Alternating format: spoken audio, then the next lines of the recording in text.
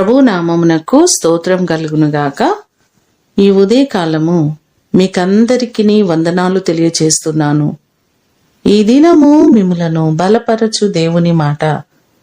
మీ దేవుడైన యెహోవా తానే మీ కొరకు యుద్ధము చేయును.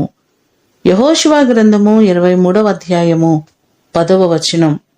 మన దేవుడు మన పక్షమై ఉండి ఆయనే పోరాటమును చేసేవారు. చాలాసార్లు మనము అన్యాయాలను అనుభవిస్తున్నాం. విరోధులు శత్రువులుగా మారి మనలను ఎంతో ఇబ్బందికి గురి చేస్తూ ఉంటారు. యెహోవా నాతో వ్యాజ్యమాడు వారితో వ్యాజ్యమాడము, నాతో పోరాడు వారితో పోరాడుమని దావీదు భక్తుడు దేవుని సహాయాన్ని కోరుకున్నాడు. దావీదు అడిగినట్లుగా ప్రతి పరిస్థితులలో దేవుడు దావీదు పక్షముగా యుద్ధము చేసినట్లుగా బైబిల్లో మనకు కనబడుతుంది. గొలియాతు మీదికి యుద్ధానికి వెళ్ళినప్పుడు కూడా దేవుడు దావీదు పక్షమయ్యుండి జయాన్ని అనుగ్రహించారు. ఎన్నోసార్లు చుట్టుపక్కల మన పరిస్థితులలో శత్రువు మన ఎదుట నిలబడినప్పుడు దేవుడే మనకు సహాయము చేసి ప్రతి పోరాటంలో మనకు జయాన్ని అనుగ్రహించే దేవుడు.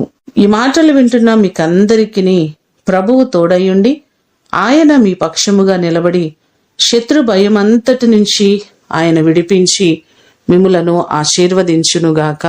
ప్రార్థన చేసుకుందాం. పరలోకమందున్న మా తండ్రి, మీ పాదములకు వందనాలు, స్తోత్రాలు. మీ కృప చొప్పున మీరు మా పక్షమై ఉండి యుద్ధము చేసే దేవుడవు. మీరు లేకపోతే మేము జయించలేమయ్యా. ప్రతి పరిస్థితులను మీరు సరిచేయగలిగిన దేవుడవు. మేము పోరాడలేము, మేము జయించలేము.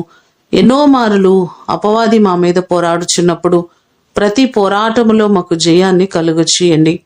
ఈ దినమంతా కూడా మీ సన్నిధి మాకు తోడుగా ఉంచండి.